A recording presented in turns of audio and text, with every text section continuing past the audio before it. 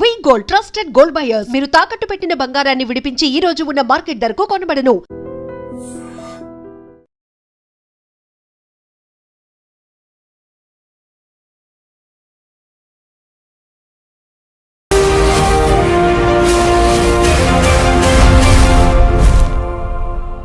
నమస్తే, welcome to I dream social spotlight with కవిత.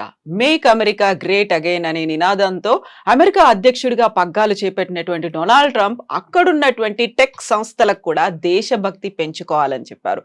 అమెరికాలో సబ్సిడీలు తీసుకుంటూనే విదేశాల్లో కంపెనీలు పెడుతున్నారు, ఇండియన్స్ ని హైర్ చేసుకుంటున్నారు. అది కాదు కావాల్సింది, ఫస్ట్ అమెరికన్లకి ప్రాధాన్యత ఇవ్వాలి అని చెప్పారు. యాక్చువల్ గా మన భారతదేశానికి చెందినటువంటి ఉద్యోగుల మీద ఎఫెక్ట్ పడుతుందా? మన వాళ్ళు ఎలా ఆలోచించాలి? తిరిగి భారత్ కి రావాల్సినటువంటి పరిస్థితులు వచ్చాయా? మనతో పాటుగా ఉన్నారు centre for human security studies founder doctor Ramesh Kanneganti గారు. రమేష్ గారు నమస్తే కవిత మేడం గారు. సో అమెరికా ఫస్ట్, లాయల్ గా ఉండండి అనేటువంటి మాటల్ని నిన్న ఏఐ సమ్మిట్ లో డొనాల్డ్ ట్రంప్ అక్కడ ఉన్నటువంటి కంపెనీలకు చెప్పారు.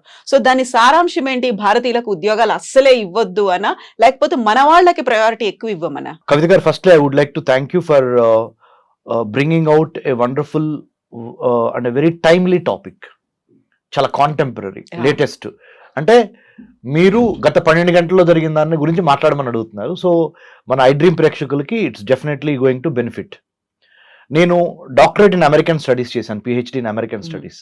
ఆ మాట ఎందుకు చెబుతున్నానంటే, American government politics, foreign affairs నిశితంగా పరిశీలిస్తా అక్కడ డొనాల్డ్ ట్రంప్ తీసుకున్న నిర్ణయాలు భారతదేశం మీద కానీ, ప్రపంచ రాజకీయాలు, ప్రపంచ వర్తక వాణిజ్య వ్యాపారాల మీద ఏ విధంగా ప్రభావితం చూపిస్తవి అనే దాని మీద మాట్లాడేందుకు నాకు ఒక డాక్టరేట్ ఇన్ అమెరికన్ స్టడీస్ ఉంది. కాబట్టి మా అబ్జర్వేషన్స్ చాలా వరకు సైంటిఫిక్ గాను టు ద రియాలిటీ ఉంటాయి. మీరు అడిగిన ప్రశ్నకి నా సమాధానం నెంబర్ 1 ఏంటంటే, డొనాల్డ్ ట్రంప్ నిన్న ఏ యాక్షన్ ప్లాన్ని విడుదల చేస్తా కృత్రిమ మేధస్సుతో ఏ విధంగా సంపద సృష్టి చేయాలి అనేది నెంబర్ 1 లక్ష్యం. దాంట్లో భాగంగా let's make America great again, MAGA MAGA, make America great again అని డొనాల్డ్ ట్రంప్ ఎలక్షన్ నినాదంతో ఎలక్షన్ గెలిచారు. 100% డొనాల్డ్ ట్రంప్ ఒక విధంగా చూస్తే he so right. He has to satisfy the people whom they have invested faith in Donald Trump. ఎవరైతే America యొక్క బాగోగులు కోరుకుంటారో వాళ్ళకే అమెరికా యొక్క అధ్యక్ష భవనంలో కూర్చునే అర్హత ఉంటుంది అనే ఒక ఫార్ములాకి డొనాల్డ్ ట్రంప్ 100% న్యాయం చేస్తున్నాడు. ఆ విధంగా చూస్తే ముఖ్యంగా అమెరికాలో పుట్టి పెరిగిన అమెరికన్స్కి ఎక్కువ అవకాశాలు ఇవ్వండి. మీరు గూగుల్ కానీ, మైక్రోసాఫ్ట్ కానీ, ఇన్ఫోసిస్ కానీ, లేకపోతే యాపిల్ కానీ, లేకపోతే any name big company you name, or Microsoft కానీ, any big company you name, he's appealing to all the CEOs of those AI companies. NVIDIA is a very big AI company, artificial intelligence company, NVIDIA యొక్క gross domestic అంటే NVIDIA యొక్క ఆదాయము మన దేశానికి సంబంధించిన ఆదాయంతో అంటే జీడిపిలు 2 మ్యాచ్ అవుతాయి. అంటే ఒక మల్టీనేషనల్ కంపెనీ అయిన NVIDIA AI వాటి యొక్క జీడిపి అంటే వాటి యొక్క టోటల్ ఇన్కమ్ ఆర్ రెవెన్యూ అనండి, ఈక్వలెంట్ టు ఇండియాస్ $3 trillion. మన భారతదేశానికి $3 trillion, $3.5-4 trillion మధ్య మనం ఉంటే, NVIDIA అనే ఒక AI కంపెనీ, చిప్ మేకింగ్ అని ఏఐలో ఉన్న కంపెనీకి ఉన్న total assets $3.5 trillion. What I'm talking? A corporate companies money is equivalent to a countries, the most populous countries gross domestic product 2 ఈక్వల్గా ఉన్నాయి. ఇలాంటి తరుణంలో ఆయన ఏమంటున్నారు, అమెరికన్స్కి మాత్రమే ఫస్ట్ ప్రయారిటీ ఇవ్వండి, అటు చైనాకి ఇవ్వద్దు, ఇటు ఇండియాకి ఇవ్వద్దు. మన ఫ్యాక్టరీ అమెరికా ఫ్యాక్టరీలు తీసుకెళ్లి చైనాలో పెట్టద్దు, చైనా వాళ్ళకి ఎక్కువ భాగస్వామ్యం ఇవ్వద్దు, ముందల మన అమెరికన్స్ని పట్టించుకోండి. అలానే సైన్స్, టెక్నాలజీ, ఇంజనీరింగ్, మ్యాథమెటిక్స్, మెడిసిన్లో నెంబర్ 1 అయిన ఇండియన్స్ని కూడా ఎక్కువ హైర్ చేసుకోవద్దు. ముఖ్యంగా అమెరికా వాళ్ళని ఫస్ట్ హైర్ చేసుకోండి. అమెరికా అంటే అక్కడ what does he mean? Anglo Saxon, America Born, యుఎస్లో పుట్టి పెరిగిన వాళ్ళకి మొదటి ప్రాధాన్యత ఇవ్వండి. ఇంతవరకు డొనాల్డ్ ట్రంప్ ఇది ఒక వాదన, ఇది correct. Yes, I also endorse what Donald Trump said.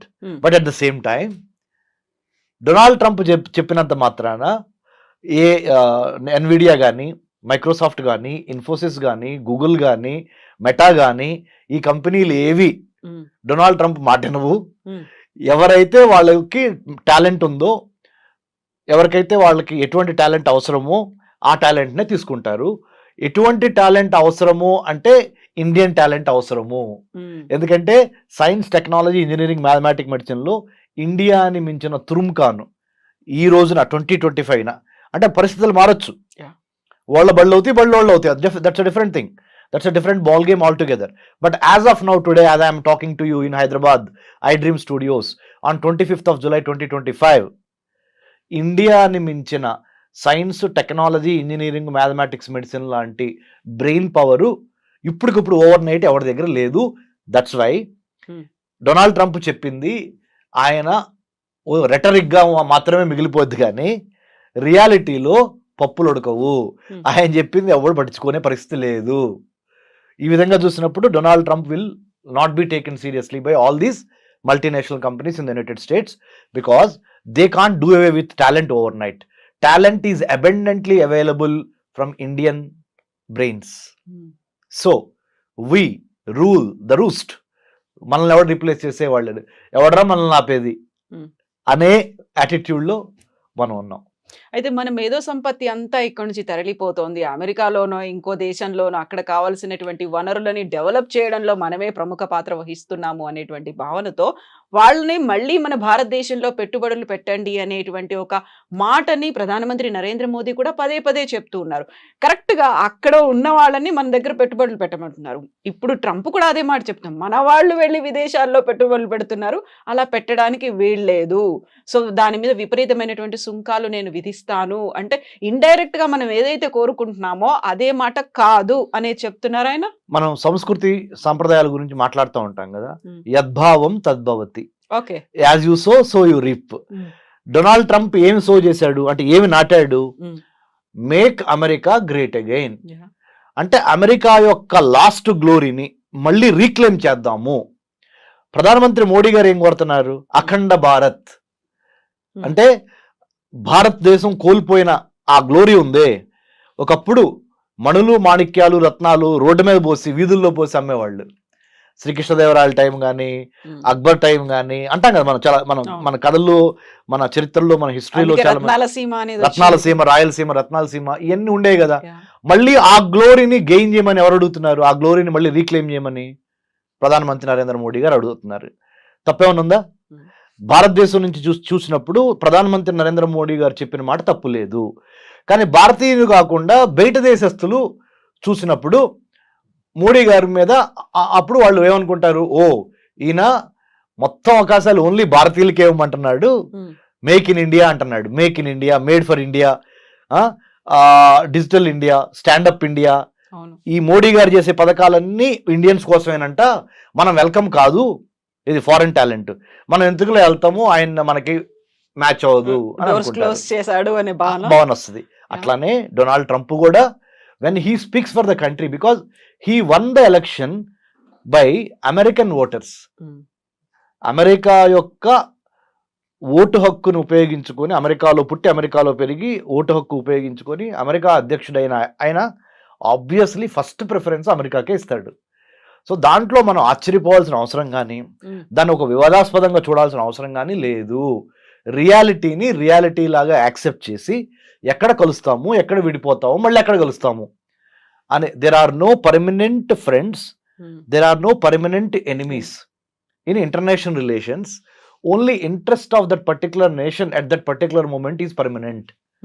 అంతర్జాతీయ సంబంధాల్లో శాశ్వత శత్రువులు, శాశ్వత మిత్రులు లేరు. ఆ దేశ ప్రయోజనాలే శాశ్వతంగా ఆ దేశాధ్యక్షుడు పనిచేస్తాడు దానికోసం. ఇప్పుడు దేశభక్తి పెంచుకోవాలి, లాయల్ గా ఉండాలి, జాతీయవాదాన్ని పెంచుకోండి అనేది వాళ్ళ స్వార్థంగా చూడాలా, లేకుంటే నిజంగానే అమెరికా ఏదైతే ఆ గ్లోరీని పోగొట్టుకుందో దానికోసం మళ్ళీ మనం చేయాలి? ఇప్పుడు నా టెన్యూర్ లో ఇలా జరగనివ్వను అనే ఒక మాట చాలా గట్టిగా చెప్తున్నారు ఆయన. నేను ఒప్పుకోను అనేది అన్నారు కదా ఆయన. అవును, ఆయన చెప్పిన దాంట్లో ఒక అమెరికా పౌరుడిగా ఆయన్ని బాగా అప్రిషియేట్ చేస్తారు.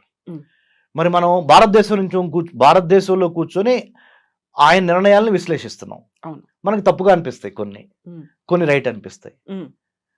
రైట్, సో సేమ్ లాజిక్ ప్రధానమంత్రి మోడీ గారికి కూడా.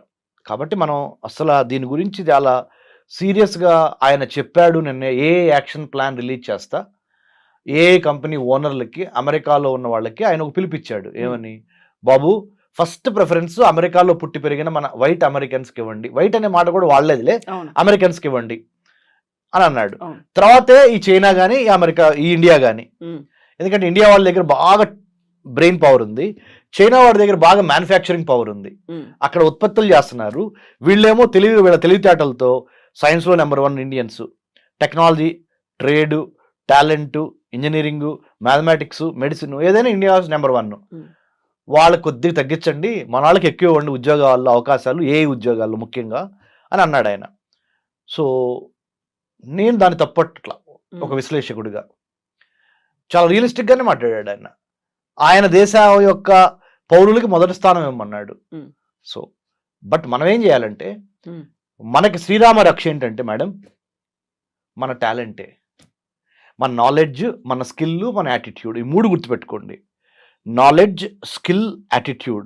If you have all 3 in alignment, మన జ్ఞానము, మన నైపుణ్యత, మన దృక్పథము, ఈ 3 కరెక్ట్గా మనము మ్యాచ్ చేయగలిగితే, 3టిని ఒక సమకోణంలోకి తీసుకురాగలిగితే ఎవడరా మనల్ని ఆపేది?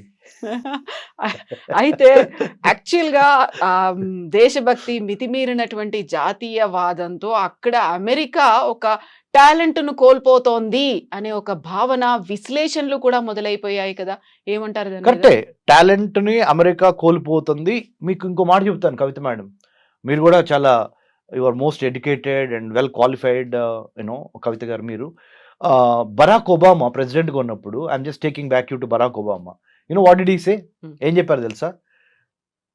ఒక యూనివర్సిటీ గ్రాడ్యుయేషన్ సెరమనీలో ఆయన చీఫ్ గెస్ట్గా వెళ్ళి ప్రెసిడెంట్గా, ఇండియన్ స్టూడెంట్స్ని చూసి నేర్చుకోండి, వాళ్ళ మ్యాథమెటిక్స్, వాళ్ళ సైన్స్, వాళ్ళ గ్రిప్, వాళ్ళ డిసిప్లిన్, వాళ్ళ dedication, they are becoming number 1 in the whole world.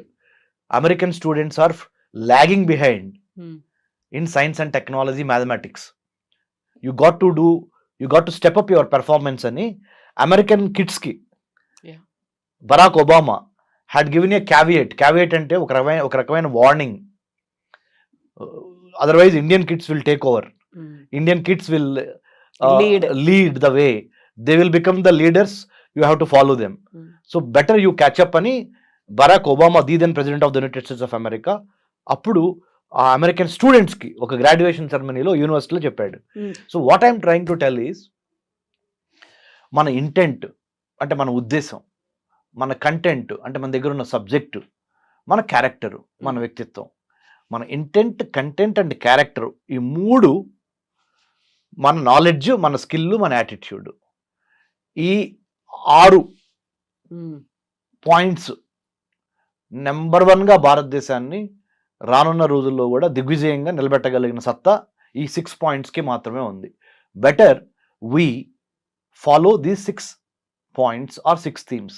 We should have the knowledge, skill and good attitude. We should have the right kind of intent and uddesam, right kind of content and subject, right kind of character and వ్యక్తిత్వం.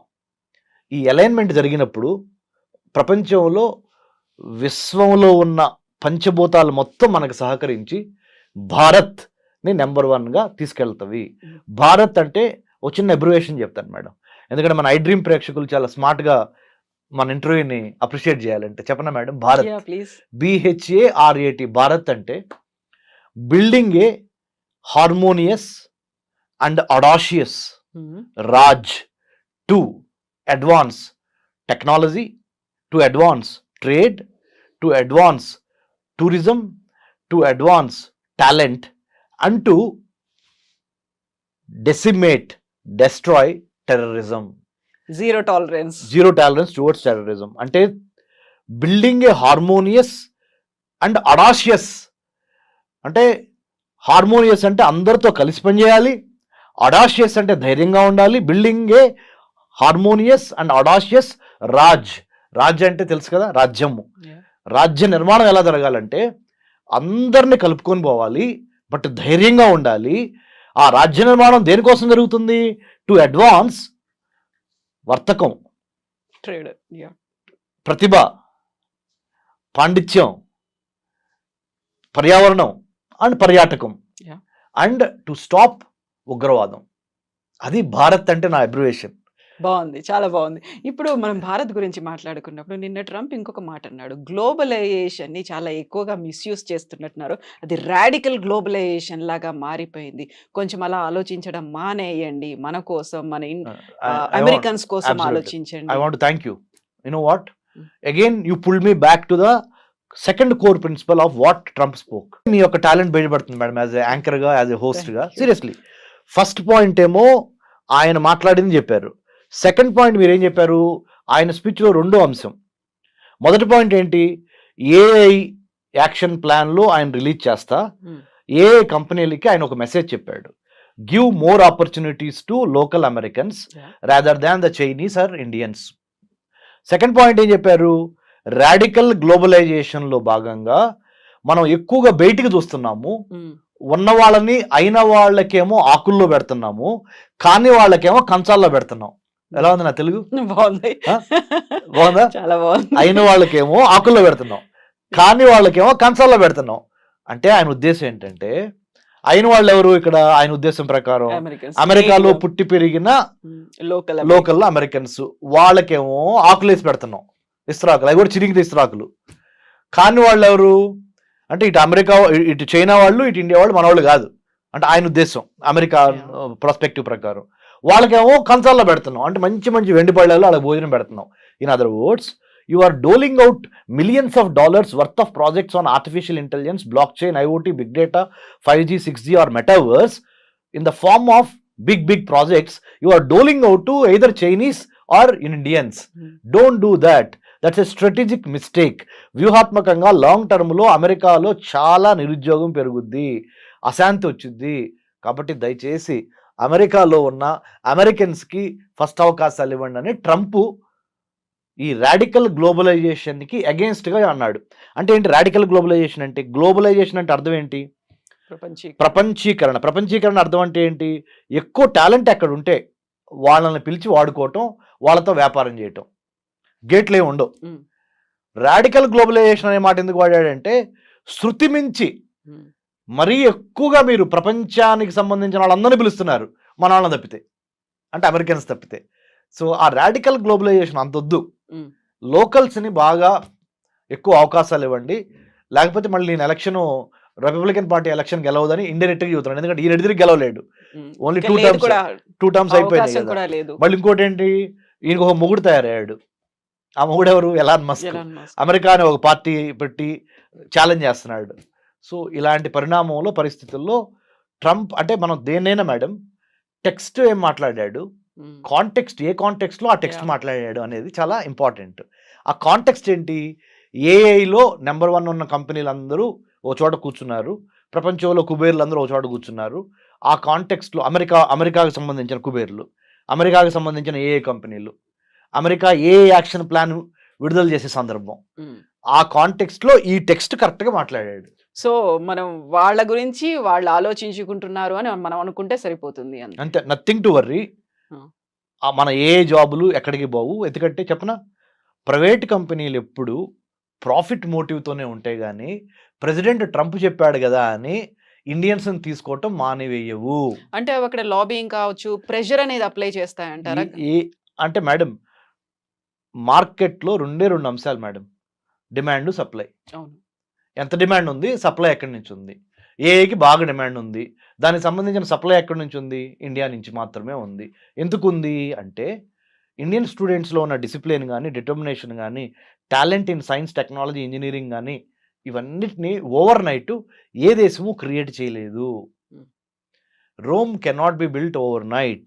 Same way Indian talent cannot be emulated or copied or built overnight by any other country in the world as of now. But as having said that, I would also like to say, change is the only permanent thing. Yeah. So rep marchadi, I am not saying Indians will always be top, no. As of now today, if we have the complacency factor, మనలో గనక బద్ధకం పెరిగింది అనుకో, వేరే వాడు వచ్చి occupy చేస్తాడు ఆ స్పేస్ని. So we should never be lethargic or complacent. We should always be on our toes, ready to take the fight, and then take over the science, technology, engineering, mathematics లో నెంబర్ 1 గా ఉంటే చచ్చినట్టు ఏ company అయినా మనల్ని hire చేయాల్సిన పరిస్థితులు create చేయండి, అనివార్య పరిస్థితులు క్రియేట్ చేయండి. If you can never catch or chase butterflies, better you build a beautiful garden so that butterflies will come and take rest or play in your garden. So true. Thank you so much Ramesh గారు. Usual గా చాలా clear గా చెప్పారు with simple words. Thank you so much. జై హింద్ madam. నిజంగా ప్రస్తుతం ఉన్నటువంటి సమాజం దేనికి ప్రయారిటీ ఇస్తుంది? ఆర్థిక సంబంధాల చుట్టూ మాత్రమే తిరుగుతుంది. మళ్ళీ ఎన్నికలంగానే చాలా విరక్తి కలుగుతాను. మంచి అనిపిస్తుంది కదా, లేడీస్ కూడా ఛాలెంజింగ్ జాబ్స్ చేసినప్పుడు చాలా బాగుంటది. ఫుడ్ డెలివరీ ఇవ్వటానికి వెళ్ళినటువంటి డెలివరీ బాయ్ అనిల్ పై కళ్ళ ముందు